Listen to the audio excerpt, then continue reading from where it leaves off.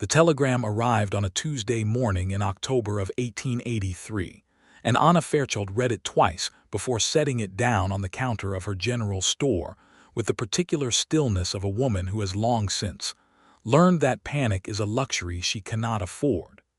The message was terse, the way messages from the circuit court always were, efficient and merciless, stripped of every grace note that might soften the blow. Judge Harlan Cobb of the Territorial Court of New Mexico would be arriving in Dusty Creek within the fortnight to render a final verdict on the matter of Fairchild versus the Consolidated Land and Cattle Company, a matter that had consumed the better part of 2 years of Anna's life, all of her savings, and a considerable portion of her faith in the mechanisms of justice. She was 28 years old. She had built the Fairchild General Store from nothing but $300, a wagon full of dry goods, and a stubbornness that the people of Dusty Creek had come to regard with a mixture of admiration and mild terror. She had done it alone, after her husband Thomas had died of fever in the spring of 1880, leaving her with a son named Eli, who was now 6 and entirely too clever for his age, a mortgage on a plot of land that sat directly between the creek and the main road, and a set of legal papers that the Consolidated Land and Cattle Company's lawyers had been attempting to invalidate ever since they realized the land was worth considerably more than anyone had initially supposed. The Consolidated Land and Cattle Company was not a subtle organization. It was owned by a man named Cornelius Vance, who lived in Santa Fe and had never set foot in Dusty Creek, but who possessed the peculiar talent of the very wealthy for acquiring things that belonged to other people through a dense forest of paperwork and legal maneuvering. His local representative was a man named Dale Hutchins, who wore clean shirts and smelled of bay rum and sat in the back pew at church every Sunday, with an expression of studied piety that fooled no one who had ever tried to negotiate with him.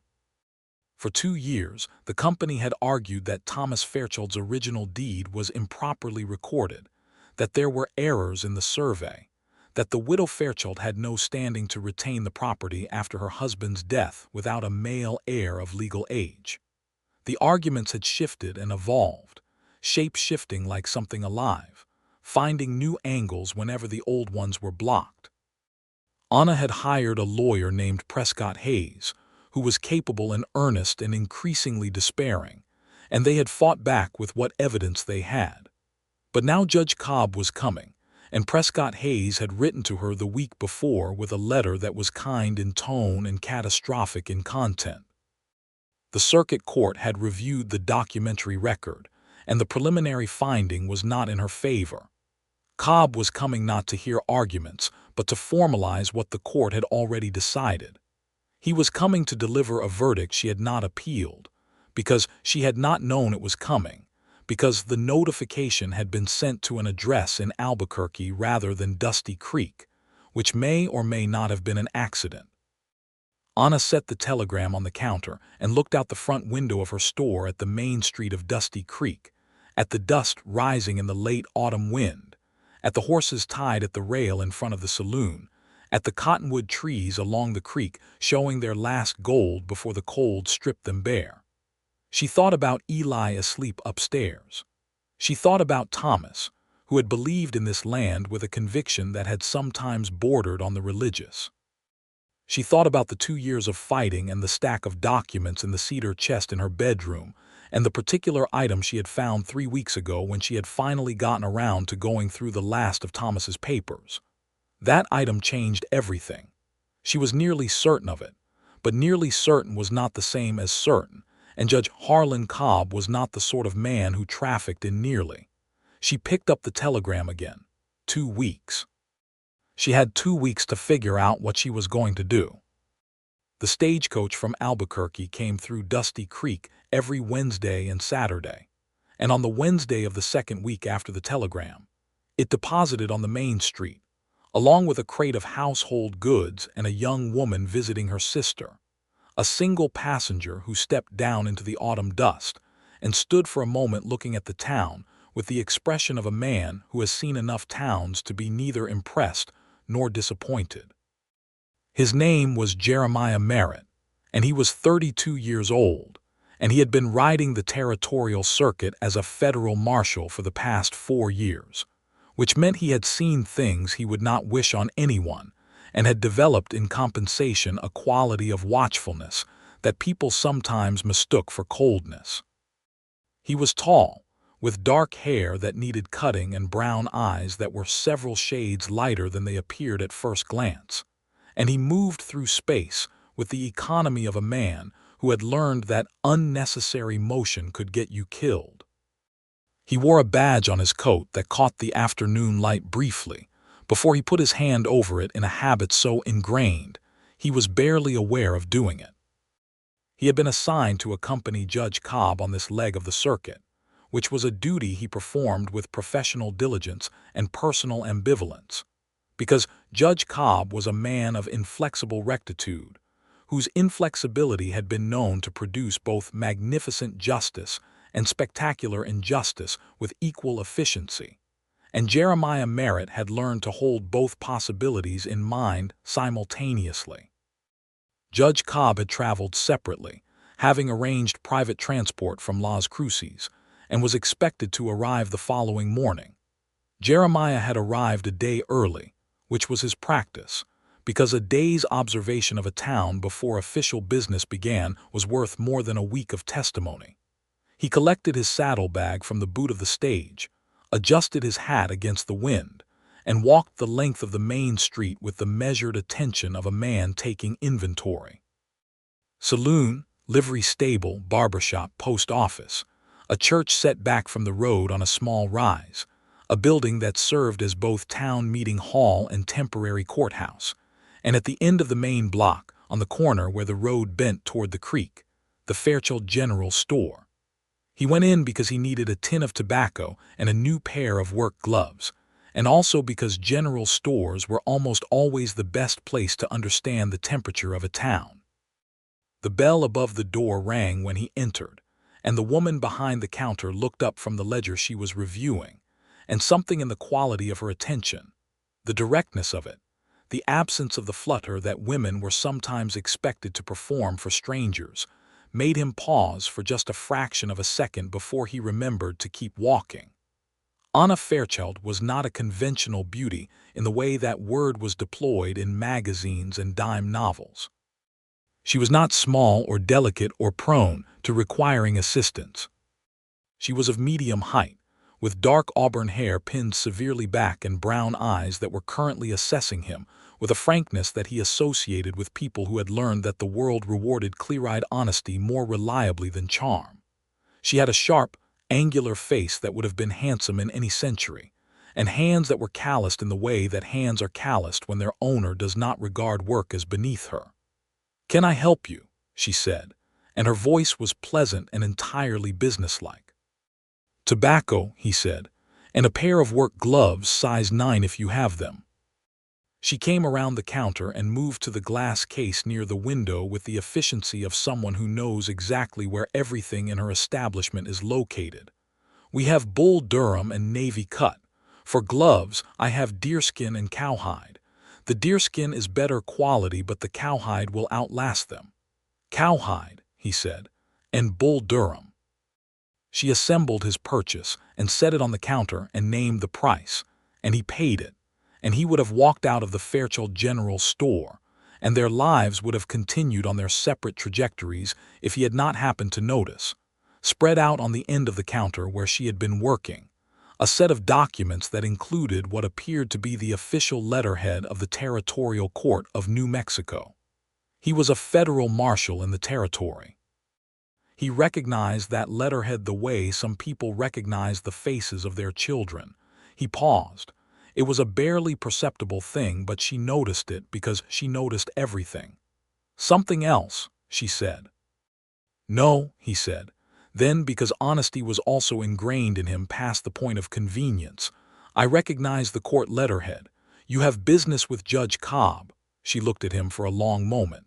He watched her calculating, weighing, deciding. It was a particular kind of assessment that he recognized as the look of someone who has been let down by their trust often enough to be careful with it. "I am Anna Fairchild," she said. "This is my store, which the Consolidated Land and Cattle Company would very much like to take from me. Judge Cobb is arriving tomorrow to make that official. You're the defendant in the land dispute case. You know about it." "I'm assigned to ride with Judge Cobb this circuit. I read the case summaries." "Merritt," he said, offering his name without the title. "Federal Marshal." She absorbed this without any visible alteration of her expression, which was a feat he found quietly remarkable. Most people, when they discovered they were talking to a federal marshal, did something with their face, became either nervous or deferential or calculatingly friendly. She became none of these things. "Then you already know what the judge intends," she said.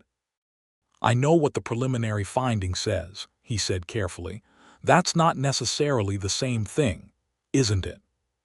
He thought about Harlan Cobb's particular relationship with his own preliminary findings, which was the relationship of a man with his own reflection. "In theory," he said, which was as much honesty as felt appropriate in the first 3 minutes of an acquaintance. She seemed to find this response instructive in ways he had not intended. She looked at him steadily. "The preliminary finding is wrong," she said. "Not arguable, factually wrong. I have the evidence to prove it. But I was not given the opportunity to present it because I was not notified that the preliminary review was taking place." He said nothing. This was a serious allegation, and he had not yet decided what to do with it. "I'm going to present that evidence tomorrow regardless," she said. "I wanted you to know that since you will apparently be in the room." "Mrs. Fairchild," he said slowly, "a preliminary finding from a territorial court is not the same as a full hearing. The judge may not be obligated to receive new evidence at this stage." "I know what he's obligated to do," she said, with a patience that was somehow more pointed than impatience would have been. "I also know what the right thing to do is." "I would hope those are the same thing, wouldn't you?" He held her gaze. He thought about Harlan Cobb. He thought about the case summary he had read, which had struck him as slightly too clean, too neatly resolved, missing the texture of a genuine dispute fairly adjudicated. "What kind of evidence?" he said. She reached under the counter and produced a folded document. Not the original, he could see she was too careful for that, but a copy, made in her own careful handwriting. She placed it on the counter and turned it so he could read it. He read it. He read it again. He looked up at her. "Where did you find this?" he said. "In a chest of my late husband's papers," she said. "I went through everything twice after he died, but I missed it. It was inside the lining of the bottom. I think he must have tucked it there for safekeeping and then forgotten to tell me where it was." Something flickered in her eyes, gone before he could name it. He was not a disorganized man. I think he knew it was important. What she had shown him was a correspondence record between Thomas Fairchild and the original surveying office, dated 1878, confirming the survey of the Fairchild property and noting specifically that the deed had been properly registered under both territorial and federal land grant guidelines. If the document was genuine, and he had no reason to believe it was not, it directly contradicted the central claim the Consolidated Land and Cattle Company had built their case upon. He refolded the document and pushed it back across the counter. "Keep that safe," he said. "I intend to," she said. He picked up his tobacco and his gloves and he walked to the door, and then he stopped, which was not something he had planned. "Mrs. Fairchild," he said without turning around, "Judge Cobb arrives at 9 in the morning. The hearing is scheduled for 11. If you intend to present this evidence, I would suggest you arrive early." He heard her quiet intake of breath. It was a small sound, and if he had been a different kind of man, he might have missed it entirely. "Thank you," she said. He nodded once and walked out into the October afternoon, and he stood on the boardwalk for a moment in the wind and the amber light, thinking about the fact that he had just, with a handful of words, chosen a side. The thing was, he had been choosing sides his whole life, and he had always managed to choose the right one, not because he was uncomplicated, but because the wrong side had never felt like something he could live inside without suffocating. He went to the saloon and ate a meal and drank 1 glass of whiskey and listened to the conversation around him, which was what he always did in a new town. What he heard confirmed what he had already suspected. Dusty Creek did not like Cornelius Vance or the Consolidated Land and Cattle Company. It liked Anna Fairchild, though it liked her with the slightly uneasy quality of liking that attaches itself to people who are harder to manage than you would prefer. 2 men at the bar spoke about her with a respect that was almost reluctant, as though they had not entirely intended to respect her and found themselves doing it anyway. A woman at a corner table with her husband said something about Mrs. Fairchild that included the word remarkable, and the husband agreed in a tone that suggested he was not entirely comfortable with how remarkable she was. Jeremiah finished his whiskey and went to the room he had taken above the saloon and sat at the small table by the window in the lamplight and thought about a case he had read as a summary and was now finding considerably more complex in the original. He had the authority, as a federal marshal, to delay a judicial proceeding if he had reasonable grounds to believe it was proceeding on incomplete or improperly gathered information. He had exercised this authority exactly twice in 4 years, and both times it had cost him something. But both times he had been right, and being right in his experience was worth whatever it cost, even when the cost was steep. He thought about Anna Fairchild's face when he had read the document. Not anxious, not imploring, not performing a distress she thought might move him. Just watching him, assessing, holding her own judgment in abeyance while his formed, prepared to deal with whatever it produced. It was the face of a woman who had been managing her own problems alone for long enough that she had stopped expecting rescue and started simply calculating odds. He found it, against all his professional inclinations, one of the more compelling things he had encountered in recent memory. He went asleep with the window cracked to let in the sound of the creek, and he slept without dreaming, which was a mercy he tried never to take for granted. Judge Harlan Cobb arrived the following morning at 9 o'clock precisely, in a private buggy driven by a young man from Las Cruces who looked thoroughly tired of the judge's exacting standards regarding pace and road quality. Cobb himself was 63 years old, with white hair and the erect posture of a man who has spent decades reminding himself and others that the law is not a casual enterprise. He was not unkind. Jeremiah wanted to be clear about that in his own mind. Cobb was not a corrupt man or a lazy one. He was a man who had calcified around his own certainties in the way that smart men sometimes do when they have been right often enough to stop testing whether they are still right. Jeremiah met him at the door of the building that had been designated as the hearing room and shook his hand, and exchanged the pleasantries that were required, and then, with the measured care of a man laying out a geological survey, mentioned the document that Mrs. Fairchild had shown him the previous afternoon. Cobb's expression did not change, which was its own kind of telling. "The record is closed," Cobb said. "The record was closed without the defendant being properly notified of the preliminary review," Jeremiah said. "The notification went to an incorrect address.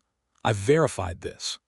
He had, in fact, spent 40 minutes that morning at the post office with the postmaster, a meticulous man named Gerald Ott who kept records with the devotion of someone who understands that records are the only argument against chaos. Gerald Ott had shown him the delivery logs. The original notification had been addressed to a property in Albuquerque that had never had any connection to Anna Fairchild. "That's an administrative error," Cobb said. "Regrettable, but it doesn't invalidate the proceeding. The evidence she has may change the outcome of the proceeding," Jeremiah said. "Significantly." "What evidence?" "An original correspondence record from the surveying office confirming proper deed registration under federal land grant guidelines." Cobb was silent. Jeremiah watched him. "If that document is authentic," Jeremiah said quietly, "and I believe it is, then the premise of the company's claim collapses." and the court will have rendered a judgment that dispossesses a widow and her child of property they legally own, based on a claim that was never valid. I don't need to tell you what that looks like." "No," Cobb said. "You don't." The silence stretched between them, carrying within it the weight of everything Cobb would rather not acknowledge and everything Jeremiah would rather not have to push. "I'll see the document," Cobb said finally, "before the hearing." Jeremiah nodded once and said nothing, which was the only appropriate response.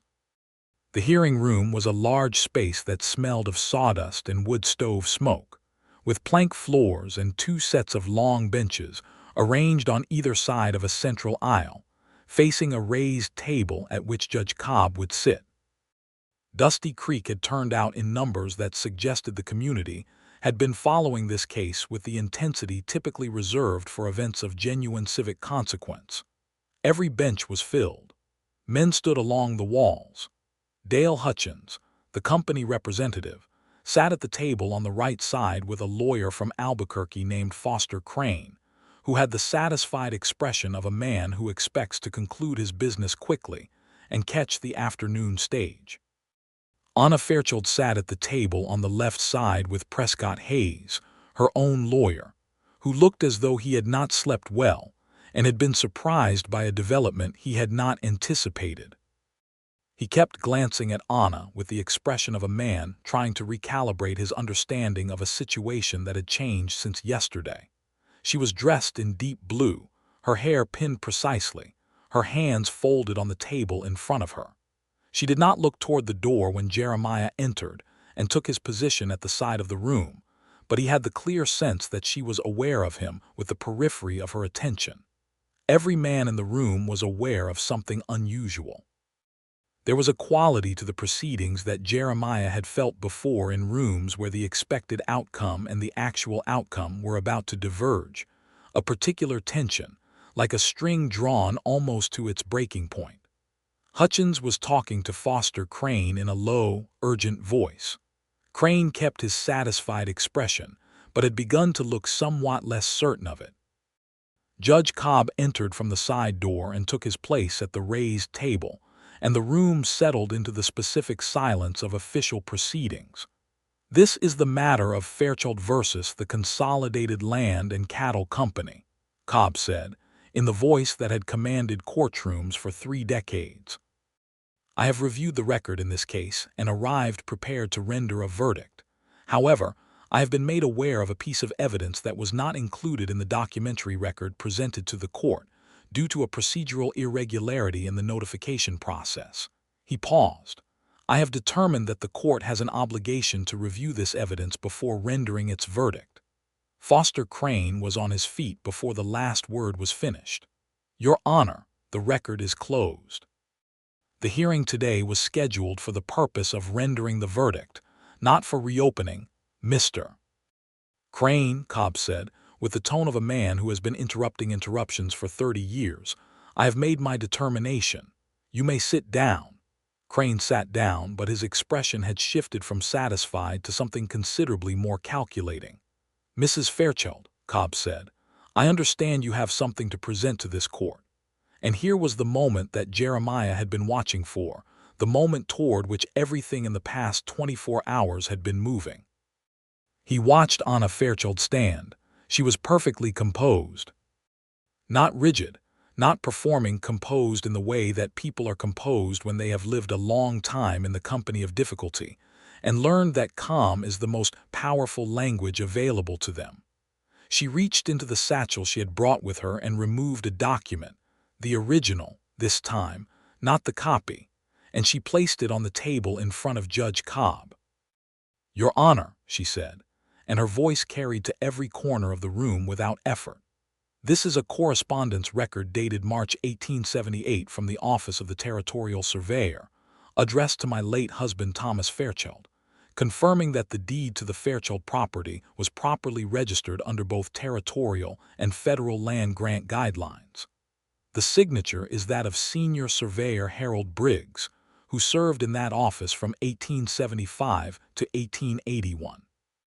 The company's claim rests entirely on the assertion that the deed registration was improperly filed. This document proves that assertion is false. The room was entirely still. Jeremiah looked at the faces around him, at Dale Hutchins, who had gone the color of old putty, at Foster Crane, who was reading the document with the expression of a man watching a fire approach his house, at Prescott Hayes, who appeared to be conducting some private internal reckoning, and at the assembled citizens of Dusty Creek, who were watching Anna Fairchild with the particular intensity of people who have been waiting a long time for something they weren't sure they would get to see. The chain of custody for this document, Cobb said. It was in the personal papers of my late husband, Thomas Fairchild, stored in a cedar chest in our home. It was discovered 3 weeks ago when I conducted a thorough review of his documents in preparation for these proceedings. I have a sworn affidavit from Gerald Ott, postmaster of Dusty Creek, attesting to the document's age and to the fact that a correspondence of this type would have been processed through his office, which he has verified against his own records. She reached into the satchel again and placed the affidavit beside the correspondence. Cobb picked up the correspondence and read it. He read it carefully, with the attention of a man who understands that what he does next will define this moment for a long time. The room waited. Somewhere in the back, someone coughed and then immediately regretted it. Jeremiah watched Anna. She was looking at the judge with that particular calm, not cold, not detached, but absolutely grounded, as though she were standing on a piece of earth that the world could not shift under her. He had spent 4 years riding a territory full of people who were afraid, or angry, or lying, or desperate. He could not remember the last time he had been in a room with someone who was simply, unperformatively certain of what was right. It unnerved everyone around her, he realized. Not because it was aggressive or demanding, but because genuine moral clarity in a person tends to make the absence of it in oneself feel suddenly visible. "Mr. Crane," Judge Cobb said, setting the document down with the careful deliberation of a man making a choice he cannot unmake, "do you contest the authenticity of this document?" Foster Crane glanced at Dale Hutchins. Hutchins gave him nothing useful. "We would need time to verify. Senior Surveyor Harold Briggs retired to Taos in 1881 and is currently living there," Anna said. She did not raise her voice or alter its pitch. "I have written to him. He remembers the survey and is prepared to provide a sworn statement confirming his signature on this document." The silence that followed had a different quality than the silence before. It was the silence of a room in which something has just become inevitable. Jeremiah felt in that moment something he was not entirely prepared for. It was not admiration, though that was present. It was something more structural, the sensation of recognizing a kind of person he had not expected to find here, in this place, on this particular Tuesday morning. A person whose inner architecture matched the outer one. He had been a marshal for long enough to know how rare that was. "Your Honor," he said, from his position at the wall, and the room turned toward him, and he felt the weight of that attention and decided to be equal to it. "I've independently verified the irregularity in the notification of the preliminary review. I believe the record in this case was closed prematurely and on the basis of incomplete evidence. The defendant was denied a meaningful opportunity to present a full defense." Cobb looked at him for a long moment. They had worked together long enough for Cobb to know that Jeremiah did not say things like this lightly. "The court will recess for 30 minutes, Cobb said. "Mr. Crane, Mr. Hayes, in my chambers." The room erupted into sound the moment Cobb's door closed. Jeremiah stayed where he was at the wall, but his eyes moved to Anna, who was still standing at the left table, and she was looking at him. Not with gratitude, exactly, or not with gratitude alone. With something more complicated, the look of a person who has been fighting alone for so long that the unexpected appearance of an ally has to be processed carefully before it can be believed. Eli was sitting in the first row of benches, Jeremiah noticed for the first time. He was a small, solemn boy with his mother's dark eyes and a gravity entirely unsuited to 6 years old. He had been sitting perfectly still the whole time, watching his mother with a focused attention that suggested he had learned to read rooms from her. Anna walked the 3 steps to where Eli was sitting and bent down and said something to him very quietly, and the boy nodded with tremendous seriousness, and she touched his hair once, briefly, and straightened up. Jeremiah looked away, because it was a private moment, and he had intruded on enough of her life already today.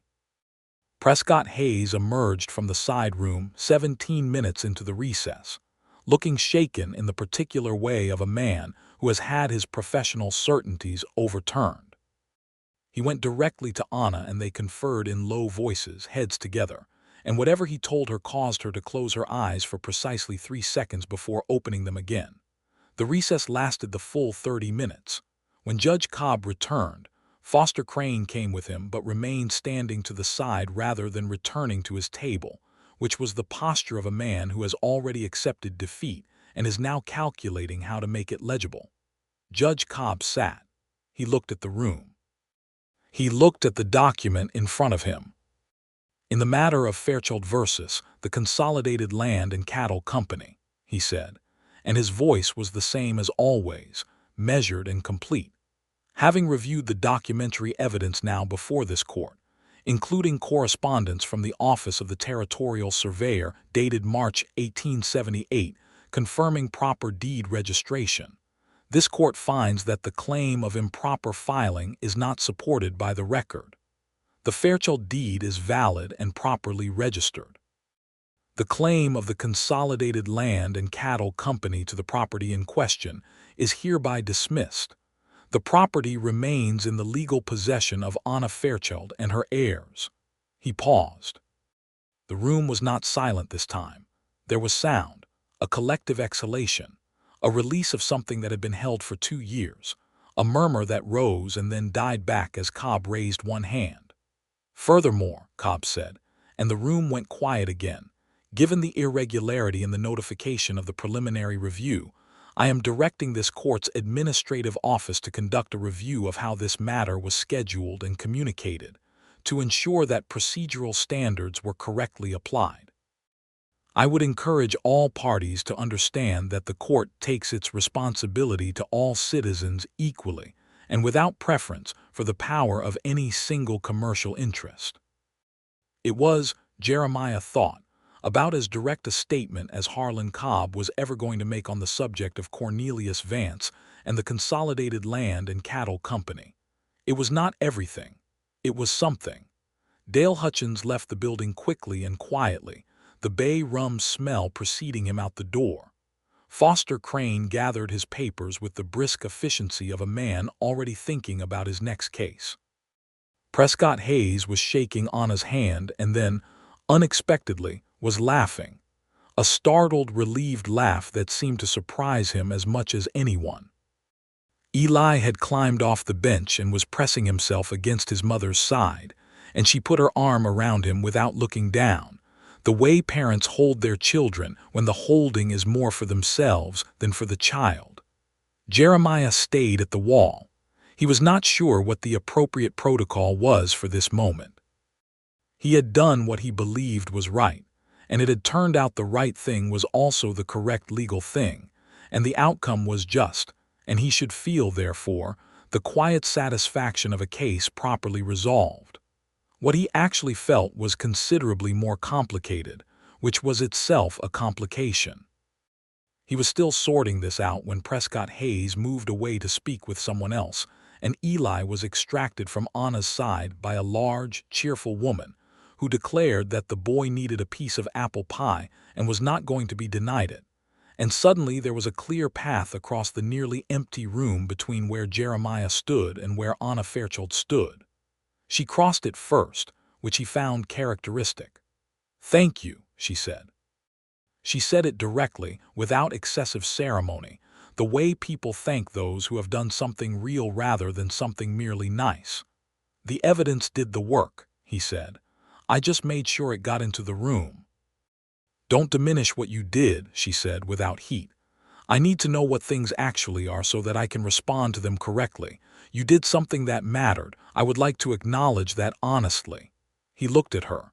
He thought that he had never in his adult life been told not to diminish something he had done, and that he found the experience somewhat disorienting.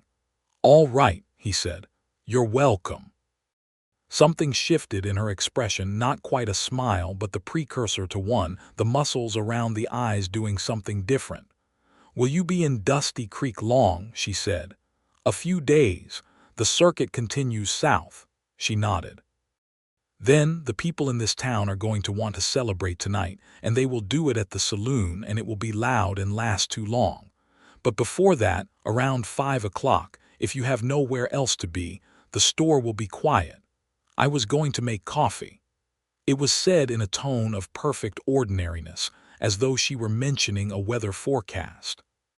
He understood that this was intentional, that she was offering something and simultaneously leaving him a great deal of room to decline it without awkwardness, because she was a woman who had learned to offer things without making the offering itself a pressure.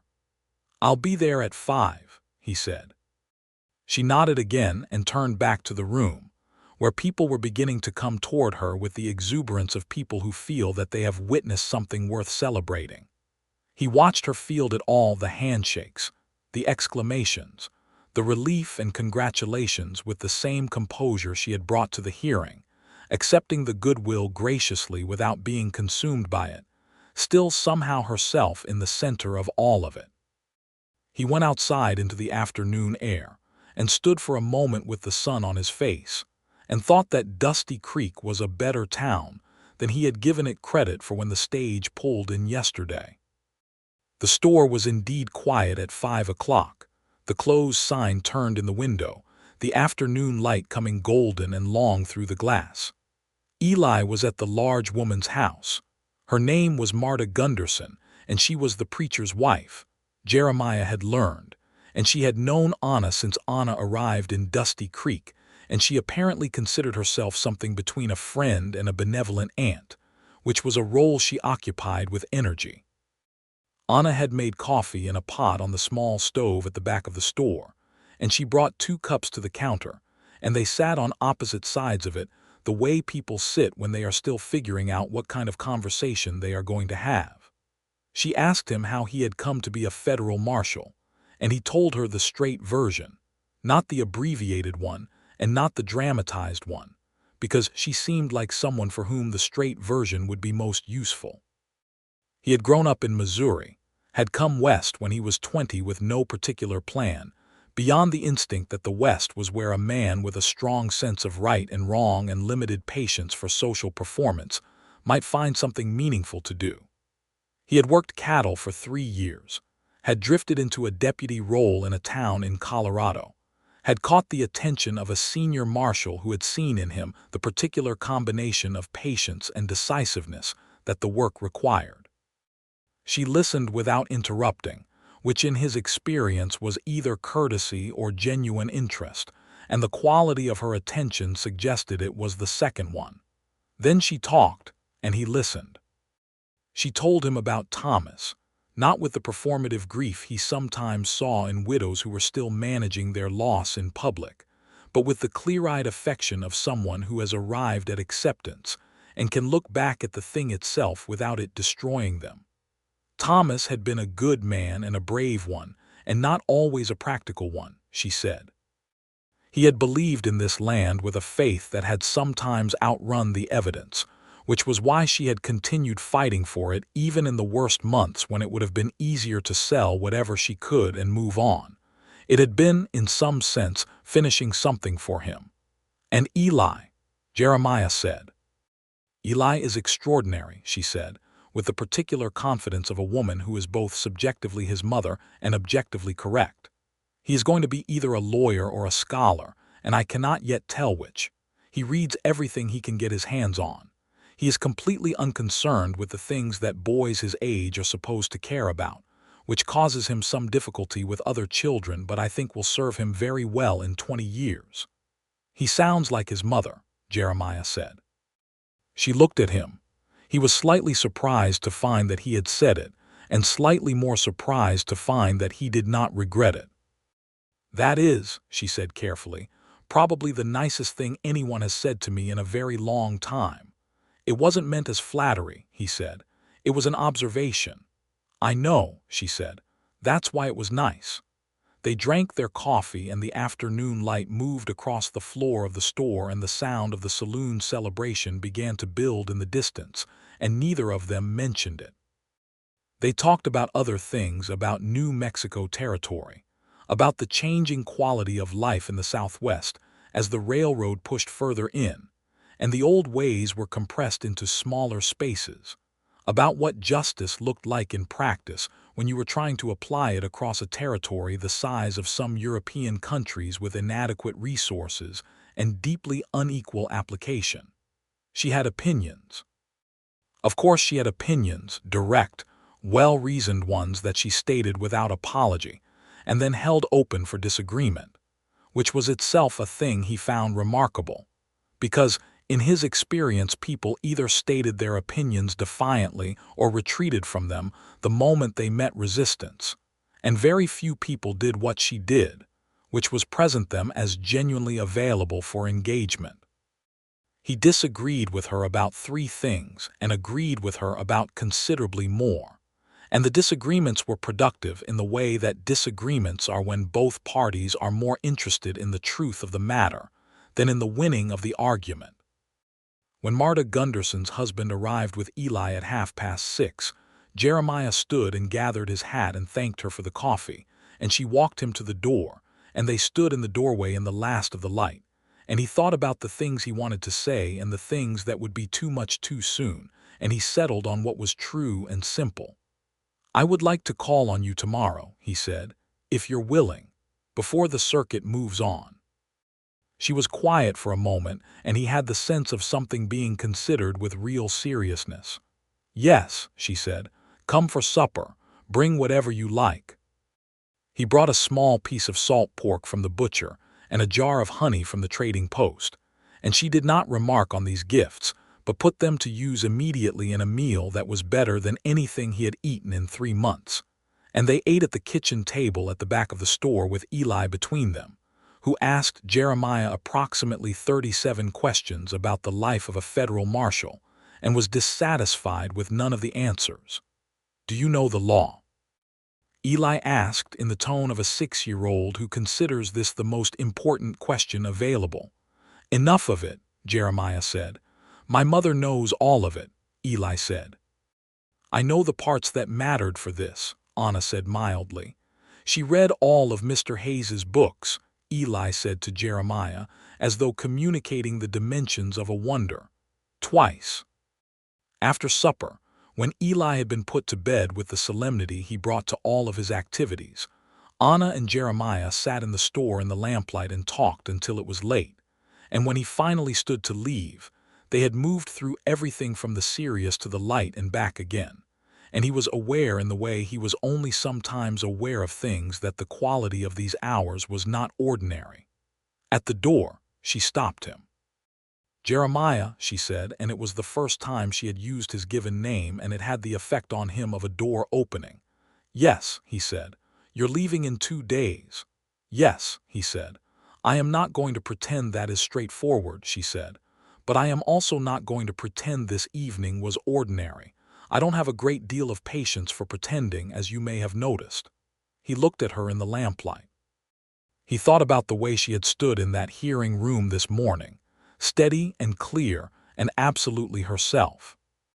He thought about the coffee this afternoon and the supper this evening and Eli's 37 questions and the way she had touched her son's hair in the courthouse with that brief, private tenderness. "I have a circuit that runs until December," he said slowly. "After December I have a decision to make about whether to renew my commission." "That sounds," she said carefully, "like a thing a person might want to think about." "It is," he said. "It is also a thing that might be worth thinking about in the proximity of a reason to make a particular choice." She looked at him for a long, level moment. "You would have to be sure," she said. "I have a child. I have a life here. I'm not a person who I can't do things partially, Jeremiah. If I let someone in, it is not a small thing. I know, he said. He did know. He had understood this from the first conversation. Then you have until December, she said, to think about it. And if you find that the thinking comes out the way I believe it might come out, you are welcome to come back and tell me. And if I come back and tell you, he said, then we will have the rest of that conversation, she said. It was not a declaration.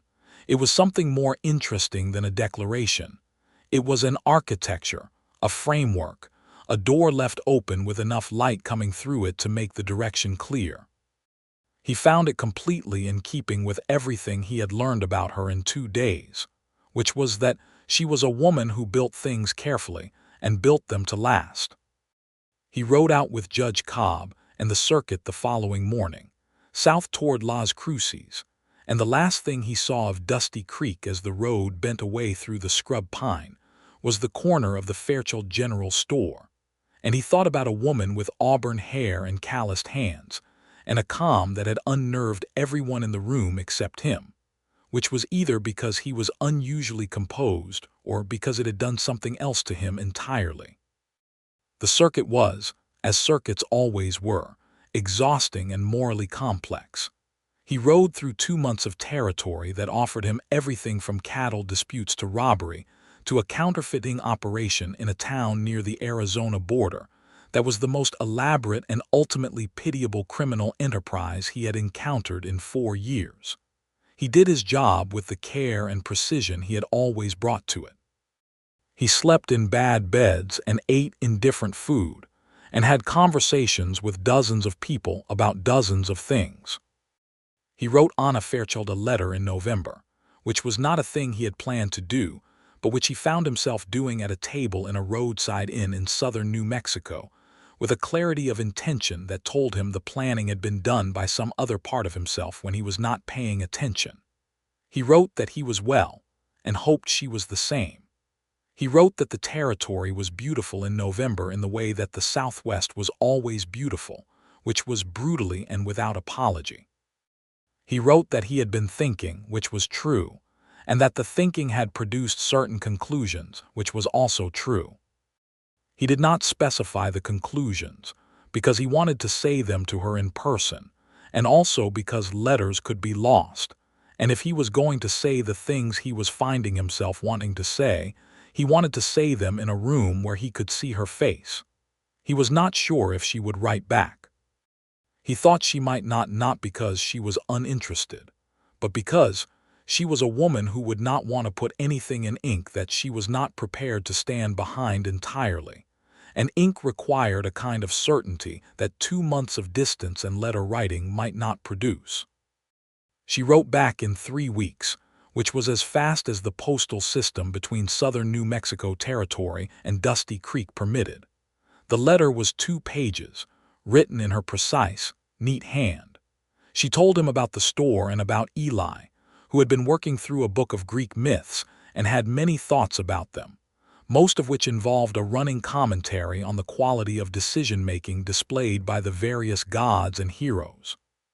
She told him that Prescott Hayes had filed a complaint with the territorial court on the grounds of the procedural irregularity, and that the complaint had been acknowledged and was under review, which she considered adequate given the institutional pressures involved. She told him that Dale Hutchins had quietly vacated the premises of the Consolidated Land and Cattle Company's local offices, and that the building was now being considered as a location for a reading room. At the end, in language that maintained its composure even as the content of it did something quite different, she wrote, "I find that I am looking forward to December." He read the letter twice and then a third time, and then folded it carefully and put it in the inner pocket of his coat where it would stay for the remaining weeks of the circuit.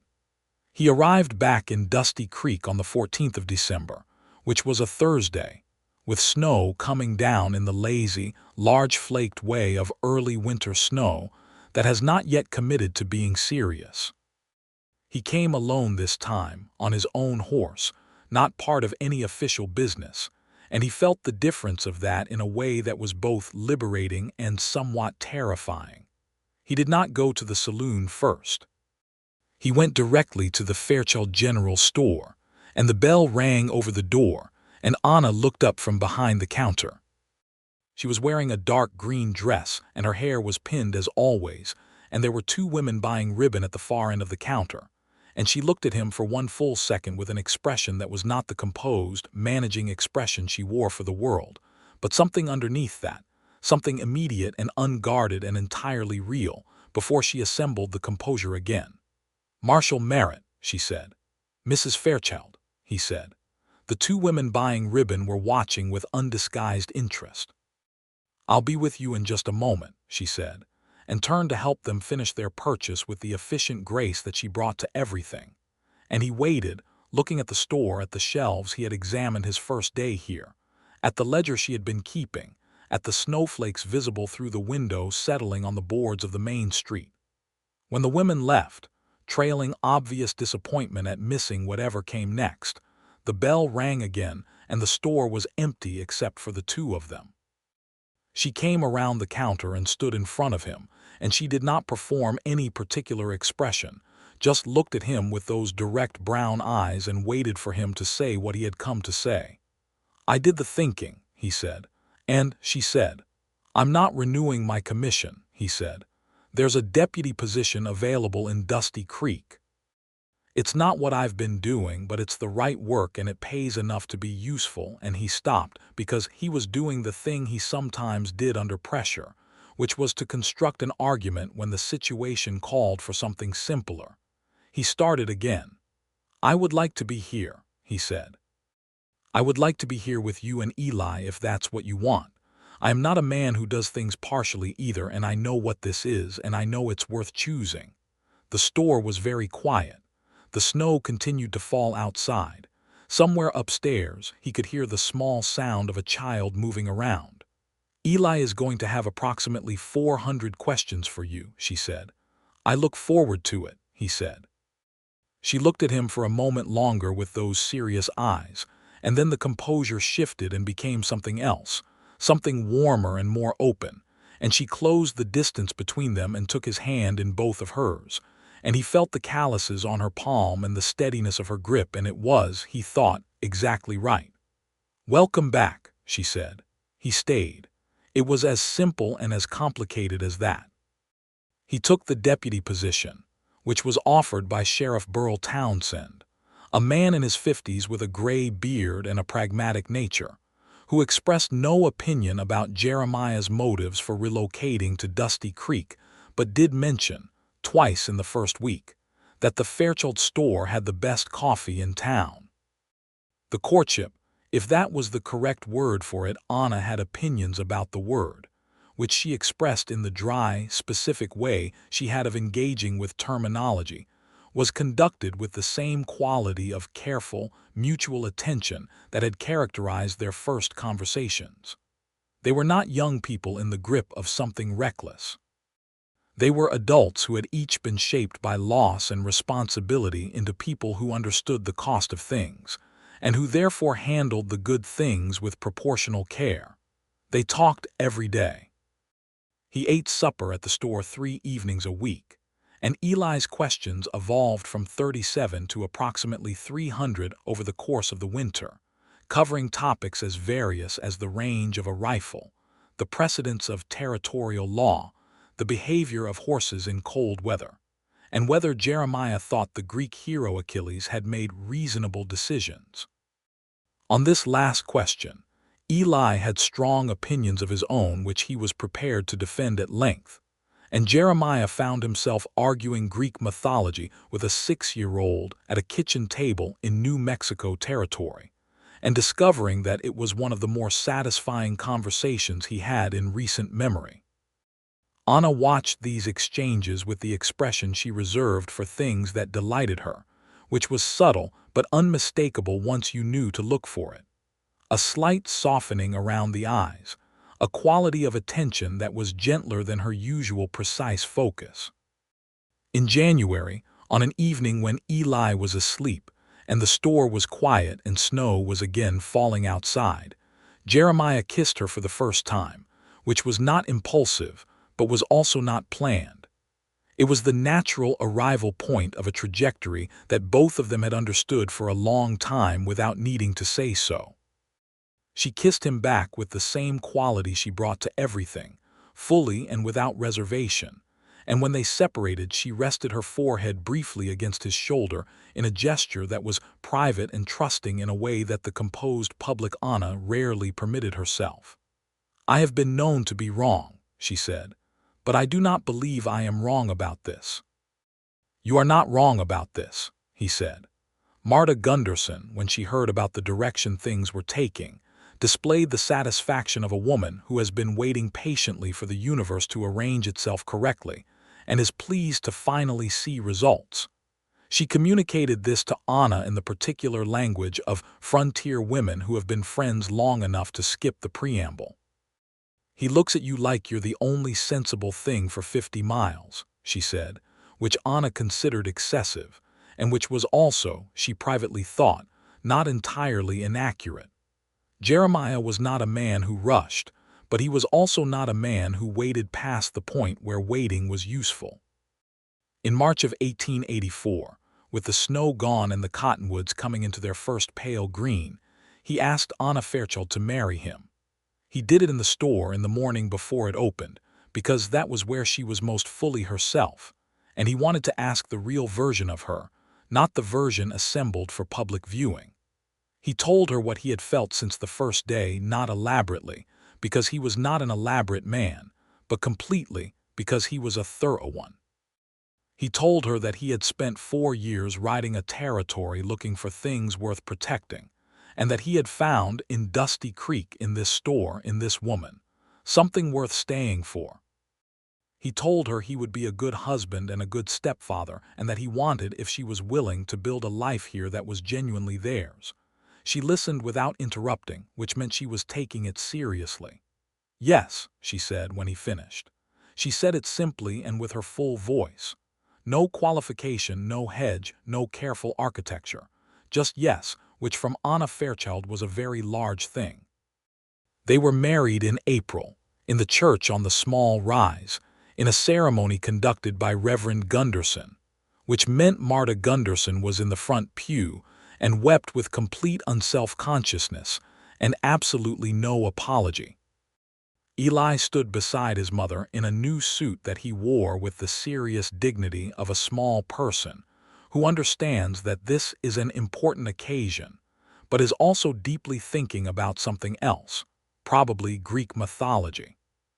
Prescott Hayes was there, and Gerald Ott the postmaster, and a considerable portion of the population of Dusty Creek, because Anna had become the kind of figure that people feel some proprietary interest in seeing well, and because Jeremiah, over the winter, had become the kind of deputy that people trust, which in a small town amounts to a kind of adoption. The wedding was simple and honest and entirely appropriate to the people involved. Jeremiah held Anna's hands at the altar and said the words and meant them, and she said them back to him with a directness that moved him in a way he had not anticipated moving. After, at the reception that Marta organized in the church hall with the enthusiastic assistance of most of the women in town, Eli found Jeremiah in a brief quiet moment and said, with the gravity of someone delivering a considered opinion, "I think this is a good decision. I calculated it." Jeremiah looked at him. "How did you calculate it?" he said. Eli appeared to consider whether to reveal his methodology. "You listen," he said finally. "Most people don't." "Your mother listens," Jeremiah said. "Yes," Eli said. "That's why I knew you were right for her." It was, Jeremiah thought, the most useful endorsement he had ever received. They settled into a life that was not simple but was rich, the particular richness of a life built by capable, serious people who have each been through enough to know what matters and to refuse to waste their time on what does not. Anna continued to run the Fairchild General Store, which under her management had grown from a solid establishment to the commercial center of Dusty Creek's expanding life.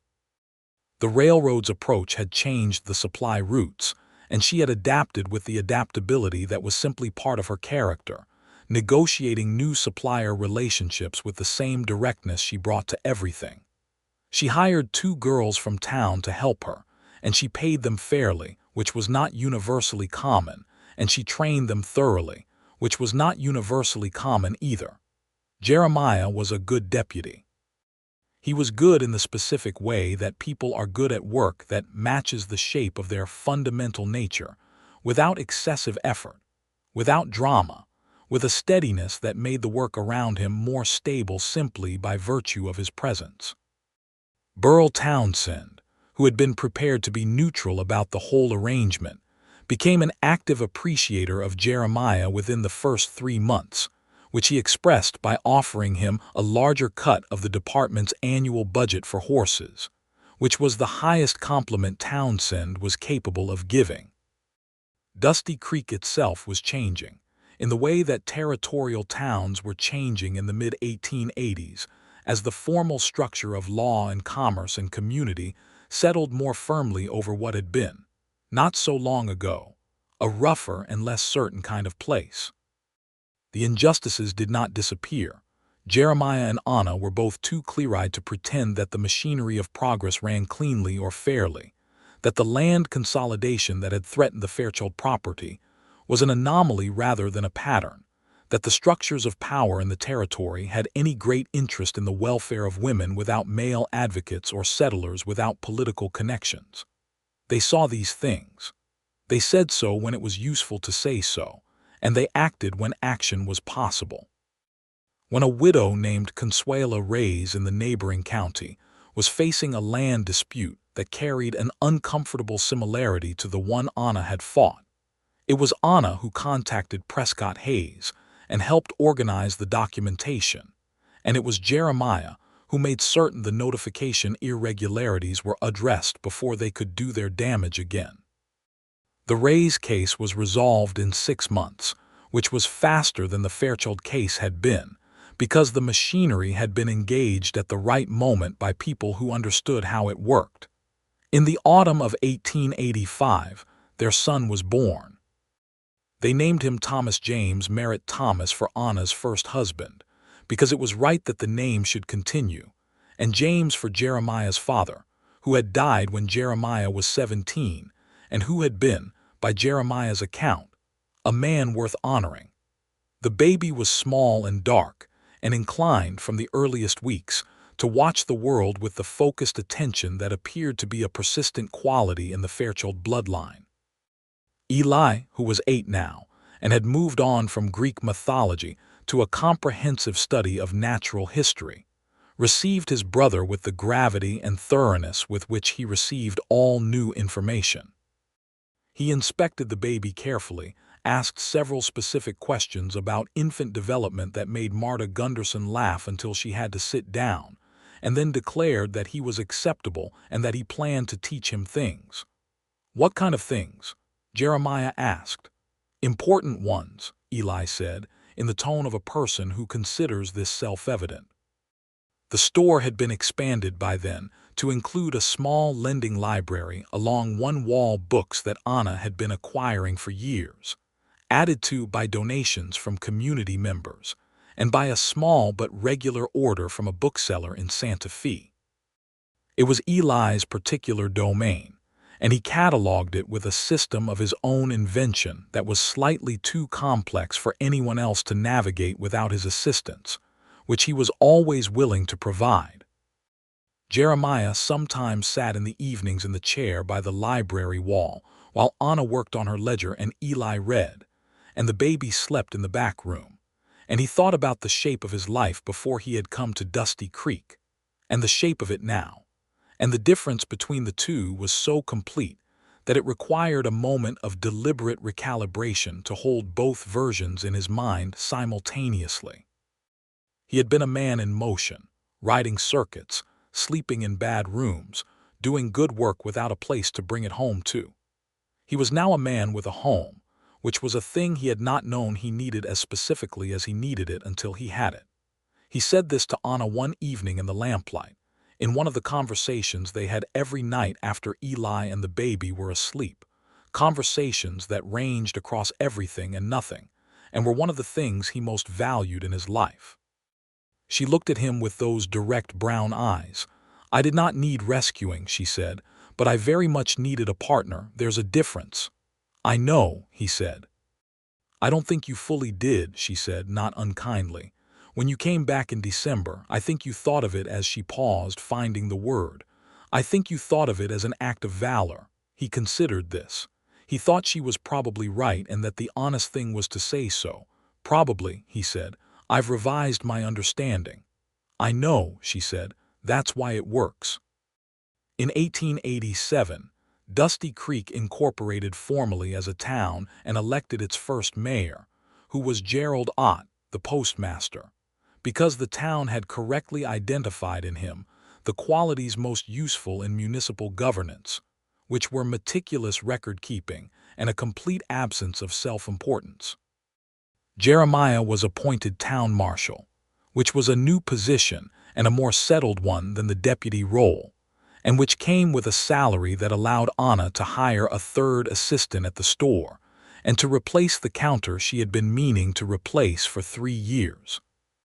The Consolidated Land and Cattle Company had long since withdrawn its interest from Dusty Creek, which was partly because the verdict in 1883 had made the property essentially impregnable from a legal standpoint, and partly because Cornelius Vance had encountered more profitable territory to the north and had redirected his attentions accordingly.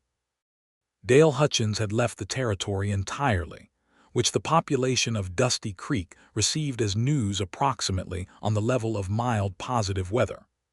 Prescott Hayes had developed, over the years since the case, a particular specialty in territorial land law that drew clients from across New Mexico and produced several consequential legal outcomes for settlers who had previously had no recourse. He had also, in 1886, married a schoolteacher from Las Cruces named Edith, who had red hair and a laugh that could be heard across the street, and who had become one of Anna's closer friends in the way that women sometimes become friends when they recognize in each other a similar quality of refusal to be made smaller than they are. Life in Dusty Creek in the late 1880s had the texture of a place arriving at something, still rough in its edges, still shaped by the frontier in the ways that the frontier shapes everything it touches, but building the structures of continuity and community that distinguish a town from a temporary settlement. The railroad came within 12 miles in 1888, which changed the commerce and the mood and the possibilities. People arrived who had not been there before. Some stayed. The store expanded again, and the lending library grew to fill an entire wall, and Eli, at 11, was teaching the younger children in a reading group that met on Saturday mornings, and that Marta Gunderson supervised with the expression of a woman who has lived to see things arranged as they should be.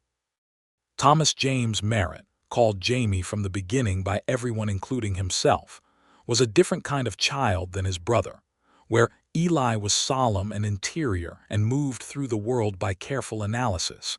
Jamie was electric and physical and laughed easily, with a warmth that drew people to him with the same inevitability that heat draws you toward a fire in winter. He had Jeremiah's dark hair and Anna's brown eyes, and he had a quality that belonged to neither of them, which was a congenital optimism so fundamental to his nature that it survived every disappointment intact. By the time Jamie was 4, it was clear that Eli had appointed himself his younger brother's educator, protector, and primary obstacle, in that order of frequency, and that Jamie regarded Eli as the most interesting person in his world, which Eli received with the particular complex of discomfiture and deep satisfaction common to older siblings everywhere. Anna and Jeremiah watched this from the adult distance of parents who understand that the relationship between their children is its own country with its own laws, and that the best governance is minimal. They were good parents in complementary ways, Anna exacting and honest and enormously committed, Jeremiah patient and present and possessed of a quiet humor that emerged most fully in the company of children. They had, in the years since the wedding, built a relationship that had grown into something more substantial than either of them had known to hope for in the beginning, when they had been careful with each other in the way that people are careful with things that matter. The carefulness had not disappeared. It had deepened into something that looked like care, which is both simpler and more complex than caution. They disagreed sometimes, in the direct way of people who respect each other enough not to pretend. She thought he was too conservative in his reading of the marshal's authority in certain situations. He thought she was too willing to take on causes that exceeded what Dusty Creek's limited legal resources could support, not because the causes were wrong, but because she invested in them at a cost to herself that she did not always account for.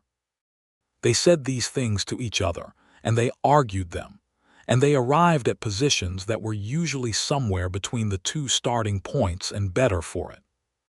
In the evenings in the lamplight they were simply themselves, the finished versions, the ones without performance or management, the ones that only someone completely trusted gets to see. He read. She worked on the ledger or wrote letters.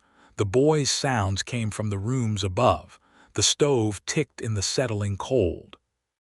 He thought, sometimes, about the morning he had walked into the store for tobacco and work gloves and had been assessed by a pair of frank brown eyes, and about the hearing room where she had stood in the blue dress with her evidence and her calm, and changed the outcome of something by simply being, completely, the person she was. He thought about how he had told himself he had come to Dusty Creek for the right reasons, and how it had turned out the right reasons were more specific and more personal than he had allowed himself to acknowledge.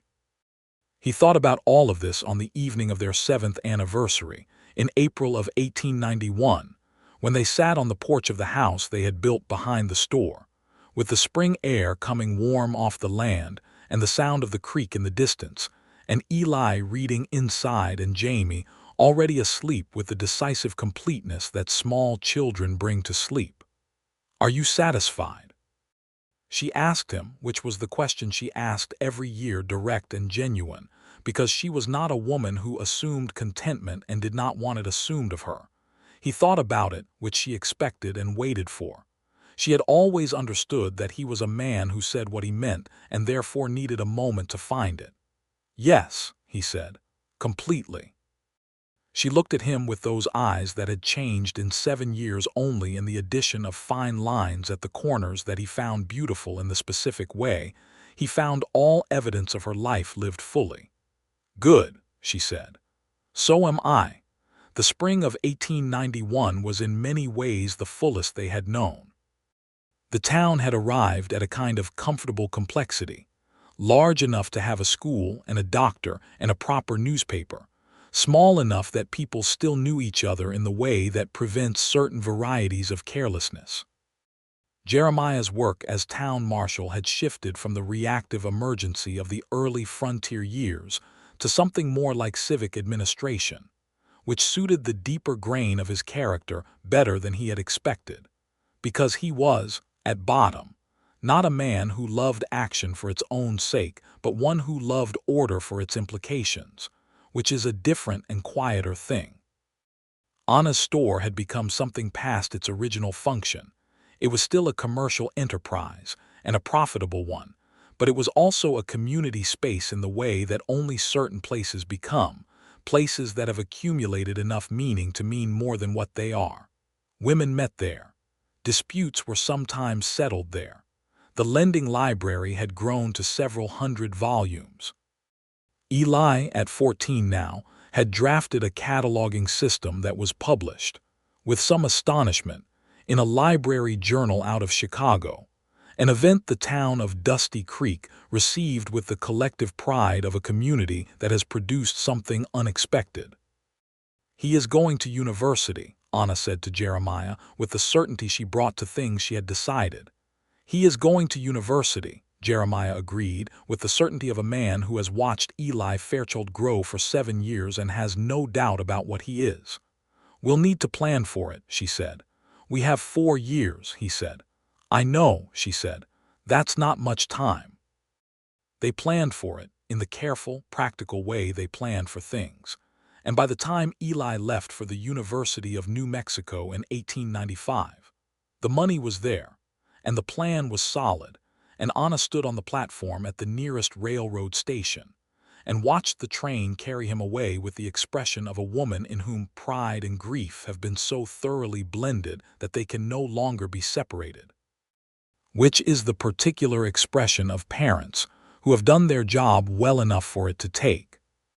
Jeremiah stood beside her with his hand at the small of her back, and when the train was gone, she turned into him briefly and pressed her face against his shoulder, and he put his arms around her and said nothing, because there was nothing to say that she did not already know and no comfort available that would not also be a diminishment of what she was feeling. And he had learned in 7 years that the right response to Anna's grief was to be present for it without trying to fix it. Which was not a small thing for a man whose instinct was always to fix things. Jamie, at 10, observed this from a careful distance with large eyes and then said, with the practical directness he had inherited from his mother, "He'll come back for Christmas, won't he?" "He'll come back for Christmas," Anna said, composed again. "Good," Jamie said. "He owes me a response to my letter about the Peloponnesian War." Jeremiah looked at Anna. Anna looked at Jeremiah. They laughed, the shared, helpless laughter of parents who have found something purely funny in a moment that was supposed to be sad, and who love each other enough to share the discovery. The years moved the way years do in a life that has found its shape, not slowly or quickly, but with the particular pace of things that are right, which is to say without the friction of constant adjustment. Eli came back for Christmas and for summers, and each time he came back he had grown in ways that were increasingly difficult to predict, which Anna considered excellent. Jamie grew with the same energy he had always had, channeled as he got older into a particular gift for people. He was the kind of boy who could make anyone feel seen, and who understood instinctively how to move through the social world with a warmth that opened rather than closed. He would, it eventually became clear, make his life in the commercial world, with the talent for relationship and connection that his mother had, but deployed it differently, more expansively, less precisely. In 1897, Anna told Jeremiah on a November evening in the lamplight that she was expecting again. He was 46. She was 42. They sat with this for a moment in the particular silence of people absorbing something they had not expected. "Are you well?" he said. "Perfectly," she said. "The doctor says so." "Then," he said slowly, "I think we are very fortunate." She looked at him, checking, and found that he meant it entirely. "Yes," she said, "we are." Their daughter was born in the spring of 1898, in the 20th year of Anna's time in Dusty Creek, and the 15th year of its being the place where both of them had chosen to build their lives. They named her Clara Me Merritt, and she arrived into a household that was already full and warm and slightly chaotic, and she occupied her space in it with the imperious confidence of someone who has entered a situation and immediately understood that it was made for her. Eli came home for the summer and held her with the careful astonishment of a man encountering something that does not fit his previous categories, and Jamie, at 12, was besotted in the complete way of boys who have just discovered the concept of a baby sister and find it entirely satisfying. Jeremiah held Clara in the evenings after she was fed and settled, with the practiced ease of a man who has done this before, and remembers that the weight and the warmth of a sleeping infant are among the most specifically meaningful things available to human experience. He sat with her in the chair by the library wall while Anna slept, because she needed sleep and because he wanted this time, this particular quiet that existed between an infant and the adult holding her.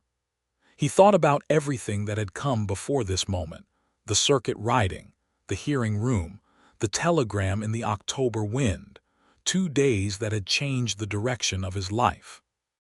He thought about what it required to recognize the things worth choosing, and what it required after recognition to actually choose them. He looked at Clara, who was asleep with the completeness that infants sleep, and he thought, this is what all of it was for. Not this alone, not this moment specifically, but the accumulation of right choices that made this moment possible. Anna's fight for her land, his decision to come back, the years of partnership and argument and laughter and work. He heard the floorboard creak and looked up, and Anna was in the doorway in her nightgown, her hair loose around her shoulders, watching him with Clara. "You should be sleeping," he said, quietly so as not to wake the baby. "I woke up," she said. She came and sat on the arm of the chair and looked at their daughter, and then at him, and he saw in her face the thing he had been seeing for 14 years now, the thing that had not diminished or calcified but had continued to develop, like a country where new territory was always being discovered. "I was thinking," she said. "About what?" "About October of 1883, she said. "About walking into that hearing room with that document and not knowing what was going to happen." "What about it?" he said. "I wasn't afraid," she said. "I was never afraid of the outcome because I knew what was right and I had the evidence for it. But I didn't know," she paused. "I didn't know that the outcome was also going to be you. That wasn't in the evidence." He looked at her. He thought about the hearing room. He thought about a woman standing with her evidence and her calm, and about a man at the wall who had chosen a side without knowing all of what the choosing would cost or give him. "Some things are not in the evidence," he said. "You have to be willing to let those arrive as they will."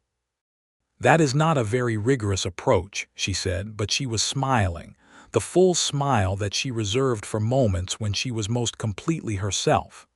"No," he said, "but it has produced good results."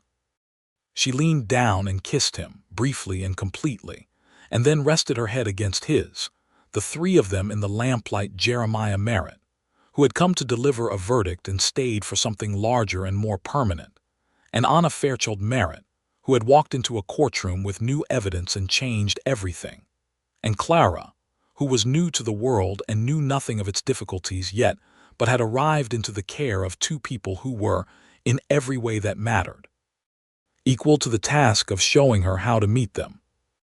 Outside, Dusty Creek went about its evening, the saloon lit, the main street quiet, the creek whispering over its stones in the dark, the cottonwoods tall and steady along its banks. The town that had watched Anna Fairchild fight and win and build a life, and that had watched Jeremiah Merritt ride in one October and never quite ride back out. Eli was in New Mexico writing his thesis on territorial land law, which his mother had read and corrected in 2 places, which he had received with the frustrated admiration of a man who cannot argue with the corrections but wishes he could. Jamie was asleep upstairs, probably with a book open on his chest. Clara was asleep in her father's arms. Anna straightened up from the chair and looked at the room around her, the library wall, the ledger on the table, the window where the lamplight reflected back, the whole small country of a life well made.